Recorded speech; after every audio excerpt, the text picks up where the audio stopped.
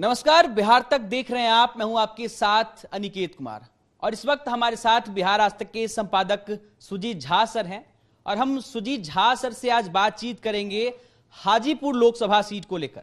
चूंकि लोकसभा चुनाव में अभी वक्त है, लेकिन हाजीपुर लोकसभा सीट अभी से ही हॉट सीट बन गया है। वजह है चाचा भतीजे की लड़ाई। जहां हाजीपुर लोकसभा सीट से चाचा पारस मौजूदा सांसद हैं, वही भतीजे चिराग ने वहां से चुनाव लड़ने का दावा कर दिया है। अब हम सुजीत सर से जानेंगे कि सर आखिर हाजीपुर क्यों चाचा भतीजे जो है वो माथापच्ची कर रहे हैं हाजीपुर लोकसभा सीट को लेकर। देखो, हाजीपुर सीट जो है पहले से ही हॉट सीट है, शुरू से 1977 से ही, और रिकॉर्ड मतों से जिताया था। Guinness book of world record में नाम आया था रामविलास पासवान को। पटना से भी काफ़ी करीब है, गंगा के उस पार हाजीपुर, राजधानी से करीब होने से और जो है हॉट हो जाता है वो। तो हॉट तो बना रहता है, लेकिन चाचा भतीजे की लड़ाई तो वाकई दिलचस्प है। और हालांकि देश में कई जगह चाचा भतीजे के बीच लड़ाई चल रही है, महाराष्ट्र हो, उत्तर प्रदेश हो, कई जगह है। तो यहाँ भी चल रही है चाचा भतीजा। यहाँ तो चाचा भतीजे की सरकार भी है। तो ये हाजीपुर को लेकर चूंकि दोनों तरफ से दावा किया जा रहा है, एक ही पार्टी थी, टूट के दो हिस्सों में बट गई। एक का नेतृत्व चिराग पासवान कर रहे हैं जो कि रामविलास पासवान के बेटे हैं, एक का नेतृत्व पशुपति कुमार पारस कर रहे हैं जो उनके भाई हैं, और दोनों दावा कर रहे हैं हम लड़ेंगे चुनाव हाजीपुर सीट से।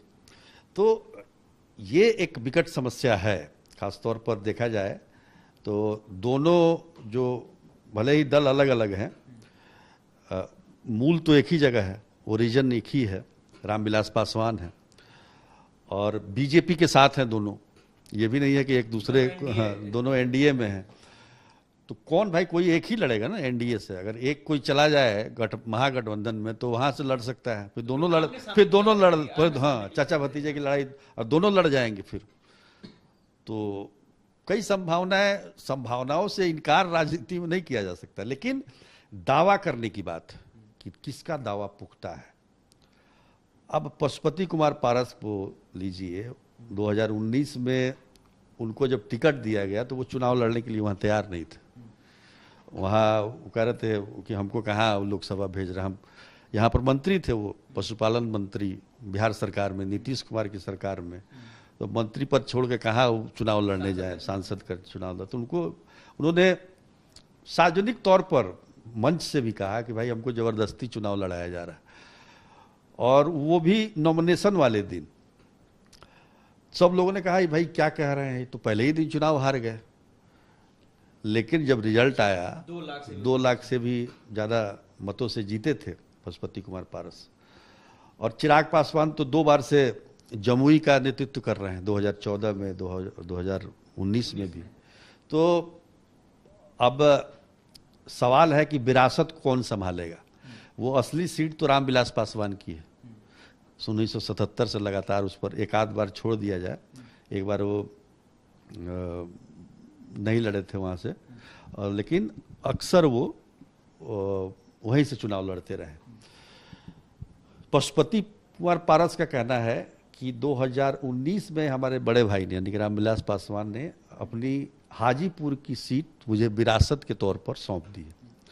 अगर उनको देना होता तो वो अपने बेटे को दे सकते थे, लेकिन उन्होंने नहीं दिया, उन्होंने भाई को दिया। क्योंकि इनका ये भी कहना है कि 1977 से, जब से रामविलास पासवान वहाँ चुनाव लड़ रहे हैं, तब से वो लगातार पर्दे के पीछे या जमीन पर रामविलास पासवान के लिए जमीन तैयार करने का काम करते रहे, और काफ़ी अच्छी पैठ भी है उनकी हाजीपुर संसदीय क्षेत्र में। हर गांव के लोगों को जानना, और जो लोग बाग होते हैं उनको जानने समझने की शक्ति वो रखते हैं, क्योंकि काफ़ी अनुभव है, बहुत दिनों से वहाँ काम कर रहे हैं।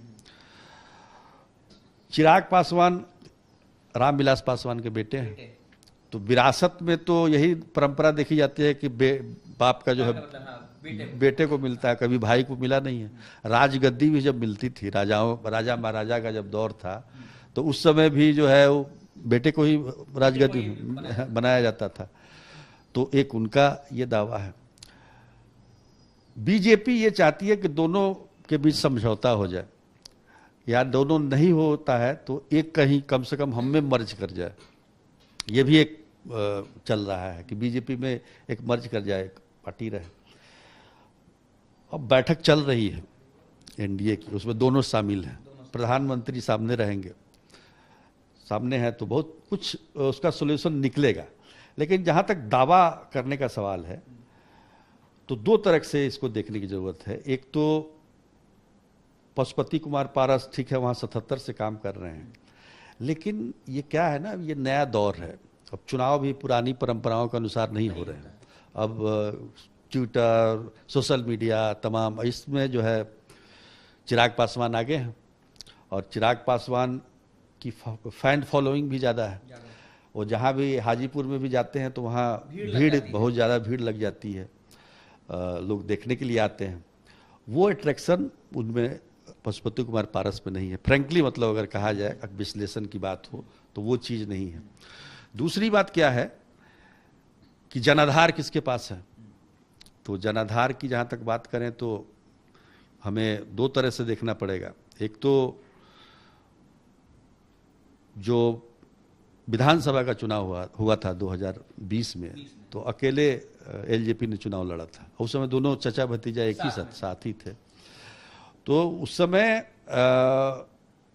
हालांकि वो जो चुनाव ऐसा था कि एक तरीके से हम कहा जा सकता है एनडीए से गठबंधन नहीं हुआ लोक जनशक्ति पार्टी का, और चिराग पासवान ने अकेले लड़ने का फैसला किया, और वहाँ केवल उम्मीदवार उतारे जहाँ जेडीयू के कैंडिडेट थे। नतीजा ये हुआ कि जेडीयू के कैंडिडेट तो हार गए, लेकिन ये भी नहीं जीत पाए, एक विधायक मिला। तो ये कहीं से भी राजनीतिक स्ट्रेटजी, रणनीति का हिस्सा नहीं हो सकता है कि अपने पार्टी को आप नुकसान में डाल के दूसरे को नुकसान में डालिए, और उसके नुकसान से आपको फायदा हो। राजनीति तो यही कहती है ना। तो वो एक गलत डिसीजन था, और उसमें एक विधायक जीते, वो भी जदयू में चले गए। लेकिन एक बात है कि डिस्पाइट दैट, मतलब इसके बावजूद लोक जनशक्ति पार्टी, मतलब चिराग पासवान को उतनी वोटें आई जितनी कि वो उपचुनावों में भी नतीजे देखे कि नहीं, उसमें भी 4.5-5% जो वोट है उनका, पासवान का, वो वोट आ गया था। मतलब वो वोट कहीं बिखरा नहीं है, एड ऑन नहीं हुआ, ये अलग बात है। हालांकि उन्होंने अपर कास्ट को बहुत सारा टिकट दिया था। खैर, दूसरी बात, पशुपति कुमार पारस का तर्क है कि चुनाव के बाद, जो विधानसभा चुनाव के बाद जो उपचुनाव हुए हैं, उसमें तो ये खिलाफ लड़ रहे थे। तो उसमें दो जगह जो चुनाव हुआ था, एक तारापुर और एक कुशेश्वर स्थान और तारापुर चूंकि जमुई संसदीय क्षेत्र का हिस्सा है विधानसभा, तो वहां भी चिराग पासवान ने अपने उम्मीदवार को, एक महिला थी, याद नहीं आ रहा है नाम हमको, जमानत जब्त हो गई थी। जबकि उसमें उस कंस्टिट्यूएंसी से 2019 के लोकसभा चुनाव में चिराग पासवान ने 70,000 का लीड लिया था। तो उनका कहना है कि हमारे आने से, हमारे एनडीए में आने से और चिराग के अलग रहने से सारा वोट, मतलब पासवान का वोट, तो वो भी अपना दावा कम नहीं कर रहे हैं, बोले कि पासवानों का वोट बैंक मेरे पास है। कहने का मतलब यह है, और उसका उदाहरण है तारापुर। पर विरासत की जहां तक बात है, तो विरासत, जैसा कि मैंने पहले कहा, पिता की विरासत बेटे को ही मिलती है, ठीक ना। तो क्या लगता है सर कि जिस तरीके से कल चिराग पासवान की मुलाकात हुई है अमित शाह से, फिर जेपी नड्डा से, और उसके बाद एक और खबर सामने निकल कर आई कि जो पारसगुट की सांसद है वीणा देवी, उन्होंने भी चिराग पासवान से मुलाकात की, तो उसके बाद क्या लगता है कि अब पारस के तरफ, चिराग की तरफ ये जो पलड़ा है वो झुकता हुआ नजर आ रहा है? क्या चिराग पासवान के खाते में वो सीट जाने की उम्मीदें ज्यादा है? देखिए, जनाधार किसका है, बीजेपी तो यही देखेगी ना। ठीक है, आप दोनों के अपना अपना विरासत आप बता रहे हैं रामविलास पासवान जी का, लेकिन जनाधार किसके पास है, किसके जाने पर भीड़, कौन वोट ला सकता है, वो बीजेपी इसको देखेगी। तो वीणा देवी को लगा होगा कि भाई चिराग पासवान का ज़्यादा वजन बढ़ रहा है, तो वो चली गई मिलने। पशुपति कुमार पारस भी केंद्रीय मंत्री हैं, केंद्रीय मंत्रिमंडल में शामिल हैं, और चर्चा तो ये भी थी कि चिराग को मंत्रिमंडल में शामिल किया जाएगा। तो ये बातें हैं। और जो विधायक हैं, जो सांसद हैं, माफ कीजिएगा, सांसद हैं जो एलजेपी के, जो पशुपति कुमार पारस के साथ हैं, तो वो भी कहीं ना कहीं सोच रहे होंगे ना कि भाई अगर ये दोनों अलग अलग रहेंगे तो सीट किसको मिलेगी। मान लीजिए तीन सीट मिलता है तो 3 को तो उधर जाना पड़ेगा ना। तो वो चीज वो भी आकलन कर रहे हैं, बीजेपी भी आकलन कर रही है। तो ये तमाम चीजें जो बैठक अभी चल रही है एनडीए की, उसमें बीजेपी की तरफ से पूरा इसको रिसॉल्व करने का, चाचा भतीजा के मिलन का, इसका भी प्रयास किया जा रहा है। अब इसमें कितनी सफलता, क्योंकि पशुपति कुमार पारस ने कहा था हमी से बातचीत करते हुए कि दल नहीं टूटा है, दिल टूटा है। तो दिल, हाँ, बराबर कहते हैं कि दल नहीं, दिल टूटा है, हाँ, दिल नहीं मिलता है। तो बहुत सारी बातें होंगी जो पारिवारिक बातें हैं, जो अंदर की बातें हैं, तो वो फिर से मिलना थोड़ा मुश्किल है।